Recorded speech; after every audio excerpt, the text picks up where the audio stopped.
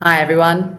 There's a key theme in markets right now. It's what is Donald Trump doing with tariffs? Now, let's dive straight in and look at the charts because it really will tell us so much. So, as you can see here, we are looking at obviously a favorite Bloomberg screen of mine, which is world equity markets. If you follow my pointer, this will give you the percentage change so far on Tuesday, the 8th of July. And as you can see, this is the European section. US stocks, they're not open yet. They took a big dive lower on Monday after tariffs were announced for Japan and South Korea. But things are very, very calm. And take a look at this. This is Asian stock indices. The Japanese Nikkei, it actually rose today. So what's going on? Well, I think this mild reaction in stock markets during European hours on Tuesday is a sign of two things. Number one, there are reports that there's going to be a trade deal or trade agreement between the EU and the US, which will essentially be a 10% basic rate across European exports to the US. I think this is considered quite a positive outcome that the EU have got off lightly. Yes, there are sectoral tariffs that will be different to that. That will include aircraft, it will include spirits, obviously it includes steel and aluminium, and of course autos as well. But other sectors are doing well. No mention of agriculture. That's worth looking out for, along with pharma. Will there be more sector-based tariffs rather than regional tariffs? But so far, we still have to hear whether or not this trade agreement is real, but the markets are taking it very much in their stride. And the fact that the Japanese stock market is higher as well. If you remember from yesterday, you might have been watching the news. Donald Trump then said, well, actually, these new tariff rates aren't going to kick in on Wednesday, like he said back in April. Instead, they're going to kick in on the 1st of August. So there's still a few weeks of negotiation left. And I think everyone thinks that Trump will do a taco. Trump always chickens out, and that it is Taco Tuesday today. So hence why markets are doing pretty well. I just want to show you where else we're doing well. Now, this is a daily chart for the euro versus dollar rate. As you can see, euro's very, very strong here, a multi-year highs. It's buckled back up after buckling a bit on Monday, along with kind of overall risk sentiment draining from markets once we had those letters and those tariff rates that were sent out. But if I just go onto a shorter term chart, just bear with me now, guys, coming up anytime soon. Euro is higher again today. It had been as high as 117.65. It's since given back some of those gains. It's now trading back below 117.5. Trading around about 117.35. But why does that matter? Well, that matters because we're only about 165 points away now from that 120 level. 120 is a really, really key level. If I go back to the longer term chart, and if I zoom out, I'm going to zoom out just to tell you how significant that 120 level is, because a lot of people have been talking about it. 120, well, we haven't really been there since 2021. So this would be, essentially it would be a real big recovery. It'd be a massive breakout for the euro. We know that the euro is broken out, but we haven't reached those key psychological levels.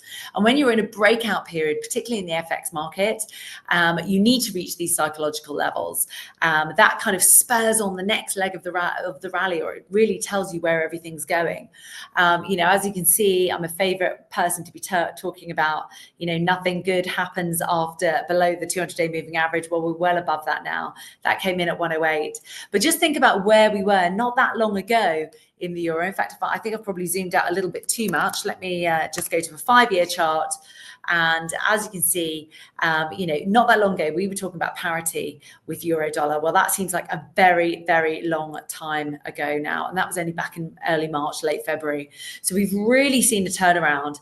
I have worked in FX markets for a very long time. And there is a saying that goes, essentially the FX market can only think of one thing at a time. And I think it still is a weaker dollar, although that weakness is being a bit diluted in the last few weeks, with tariff risks. But the fact that those tariff risks have really been put to bed will be interesting to see now. Firstly, if we get to 120, I think there's a good chance we could, particularly if a trade deal is announced. And secondly, where we go after that, that's always really important as well. Now, if I just look at the Swiss franc, this is dollar Swiss franc. Dollar Swissy has been really in the doldrums, but we have seen a bit of a pickup. It looks like the market is trying to test that 80 level in dollar Swiss. So Swiss strength obviously been a real key feature of this, but it does look look like a nice bottom there. Now, the Swiss franc has very much been the safe haven of choice, and I can show you that by actually going on to this is the US dollar, or the Swissy, sorry, against the G10 basket. So this is just daily chart to show you where we are today. A lot of continued weakness in against the safe havens and the pound as well. That's coming under a bit of fiscal pressure, which I'll talk about in a minute. But it's not really leading the pack. But if we were to go back to the start of this year, you can see only the Swedish krona is stronger than the Swissy so far this year. That's because the Swiss franc has very much been the safe haven of choice during this turmoil. Now, I mentioned about the pound. The pound is going through another reckoning because I want to show you bond yields. We got the OBR, Office of Budget Responsibility, their fiscal sustainability and fiscal risks report today, and it was not very good for the UK. So we've seen a complete turnaround. Europe, at one point today, German bond yields were the biggest, were rising by the most. German bonds were the biggest underperformers. Well, that's turned around. That's now the UK. And they are really the worst performer against Europe, against the US, and against Asia today. Apart from Australia, actually, that's higher. But that's down to more of a central bank issue than a fiscal issue. The UK, it's all fiscal. So whereas we saw, there we go, let's see what that is. Whereas what we saw last week was that spike in bond yields, that's happening again. So it just shows you how sensitive the UK market is. And that's really weighing on the currency. If we just take a look at the pound now, something else to consider when we look at the pound. Anytime bond yields rise in the UK, and they rise for no good reason, there are sometimes good reasons for bond yields to rise. That's not the case with the UK. We are seeing the pound nosedive. Now, it's no surprise that the pound reached its peak today, which came in at 136, just under 136 and a half. We are now down at 135.80. So we've seen a big decline lower, over 60 basis point, a bit of, not basis point, sorry, 60 pip move lower in cable. So whenever you see bond yields rise, immediately think, what is that doing to the pound? And at the moment, the current environment, that is very much weaker. So that's certainly something to watch. Now, we've spoken about FX. I want to talk to you about equities. Now, if we look at European equities, so if you just follow where my pointer is, they're closed at the moment. They'll open at 2:30 later today, but they had fallen really, really sharply on Monday. However, just look at where the S&P 500 is, 6,276. So still very close to those record highs.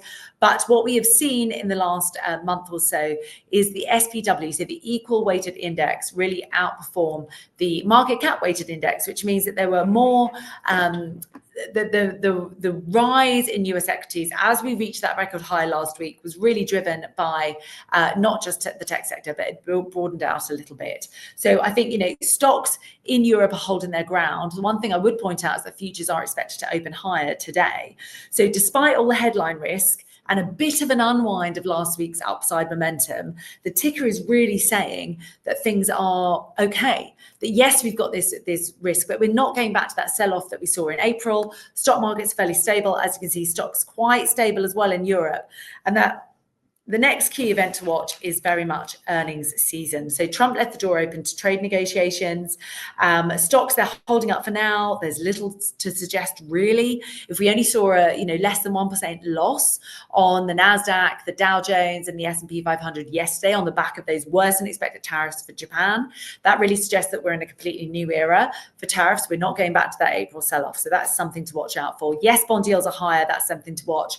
But the other key theme to watch is that investors are very much taking the risk that nothing is final when it comes to these Trump tariffs, and that we are going to see, potentially a resilient economy like we saw with last week's payrolls report, which was, if you'd followed, I'm sure you all joined that, that was stronger than expected. So, again, just more momentum there building just beyond the tech sector, which is really good. But where there's not been much momentum, look at that. This is Tesla's share price. Again, Tesla, the stock isn't open, but Tesla fell really dramatically on Monday, and it had been falling on Thursday as well. The spat between between Donald Trump and Elon Musk is ongoing.